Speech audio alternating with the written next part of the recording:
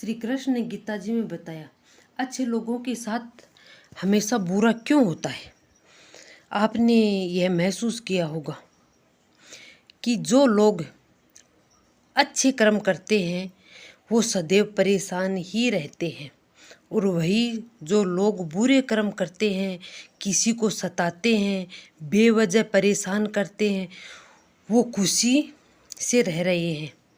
अच्छे कर्म करने वाले यह सोचकर परेशान होते हैं कि आखिर उन्हें इतनी परीक्षा क्यों देनी पड़ रही है, जबकि जो अधर्म की राह है वो खुश है और जिंदगी का लुत्फ उठा रहे हैं। अगर आपके मन में ये भी सवाल आया तो आज हम आपको इसका जवाब देंगे, जो जवाब है जो भगवान गीता में लिखा है और श्री कृष्ण ने अर्जुन को दिया था।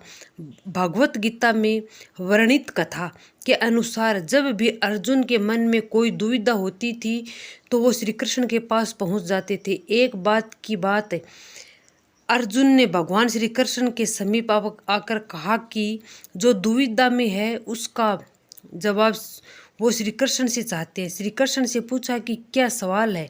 अर्जुन ने कहा, मुझे ये जानना है कि अच्छे लोगों के साथ हमेशा बुरा ही क्यों होता है, बुरे लोग खुश क्यों रहते हैं। अर्जुन के मुंह से ऐसी बात सुनकर श्री कृष्ण मुस्कुराए और कहा, मनुष्य जैसा सोचता है और महसूस करता है वैसा कुछ नहीं होता, बल्कि अज्ञानता की वजह से वो सच्चाई नहीं समझ पाता। अर्जुन उनकी ये बात समझ नहीं पाए। इसके बाद श्री कृष्ण ने अर्जुन से कहा, हे पार्थ, तुम्हें एक कथा सुनाता हूँ, उसे सुनकर तुम समझ जाओगे कि हर प्राणी को उसके कर्म के हिसाब से ही फल मिलता है। प्रकृति हर किसी को अपनी राह चुनने का मौका नहीं देती। अब वो मनुष्य की इच्छा पर निर्भर करता है कि उसे धर्म की राह चुनना है या अधर्म की।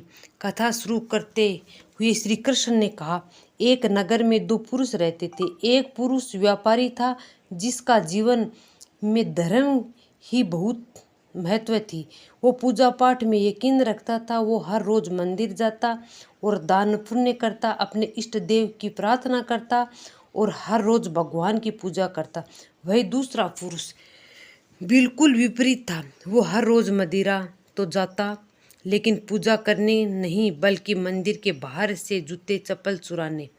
उसे दान और धर्म से कोई लेन देन नहीं था। समय बीतता गया। एक दिन बहुत जोर की बारिश हो रही थी। इस वजह से मंदिर में पुजारी के अलावा और कोई नहीं था। यह बात जब दूसरे पुरुष को पता चली तो उसने कहा कि यह सही मौका है मंदिर का धन चुराने का। पंडित से नज़र बचाकर उसने मंदिर का सारा धन चुरा लिया। उसी समय धर्म कर्म में विश्वास रखने वाला व्यक्ति भी मंदिर पहुंचा। दुर्भाग्य से मंदिर के पुजारी ने उसे ही चोर समझ लिया और चिल्लाने लगा। वहाँ लोग एकत्रित हो गए और उसे बहुत मारा। किसी तरह वो बचते बचते वहाँ से निकला तो दुर्भाग्य से उसका साथ वहाँ भी नहीं छोड़ा। मंदिर के बाहर वो एक गाड़ी से टकरा गया और घायल हो गया। फिर वो व्यापारी लंगड़ाते हुए घर जाने लगा तो रास्ते में उसकी मुलाकात उस पुरुष से हुई जिसने मंदिर से धन चुराया। उसने कहा, आज तो मेरी किस्मत चमक गई, एक साथ इतना सारा धन मिल गया। यह सब देखकर उसे बहुत बुरा लगा और उसने अपने घर से भगवान की सारी तस्वीरें निकाल दी। कुछ सालों बाद दोनों पुरुष की मृत्यु हो गई। मरने के बाद जब दोनों यमराज की सभा में पहुँचे और भले पुरुष ने दूसरे व्यक्ति को देखा तो उसे बहुत गुस्सा आया। उसने क्रोधित होकर यमराज से पूछ लिया कि प्रभु, मैं तो हमेशा अच्छे कर्म करता था, दान में विश्वास रखता था, उसके बदले जीवन भर मुझे अपमान ही और दर्द ही मिला, और इस व्यक्ति को नोटों से भरी पोटली, आखिर ऐसा भेदभाव क्यों। इस पर यमराज ने कहा, पुत्र, तुम गलत समझ रहे हो। जिस दिन तुम्हारी गाड़ी से टक्कर हुई थी वो दिन तुम्हारे जीवन का आखिरी दिन था, परंतु तुम्हारे अच्छे कर्म की वजह से तुम्हारी मौत सिर्फ एक छोटी से चोट में बदल गई। तुम इस दुष्ट व्यक्ति के बारे में जानना चाहते हो। दरअसल इसके भाग्य में राजयोग था, मगर इसके कुकर्मों और अधर्म की वजह से वो सिर्फ एक छोटी सी धन की पोटली में बदल गया। कथा सुनने के बाद श्री कृष्ण अर्जुन से कहा, हे पार्थ, क्या अब तुम्हें तुम्हारे सवाल का जवाब मिल गया? ऐसा सोचना कि भगवान तुम्हारे कर्मों को नज़रअंदाज कर रहे हैं बिल्कुल भी सत्य नहीं।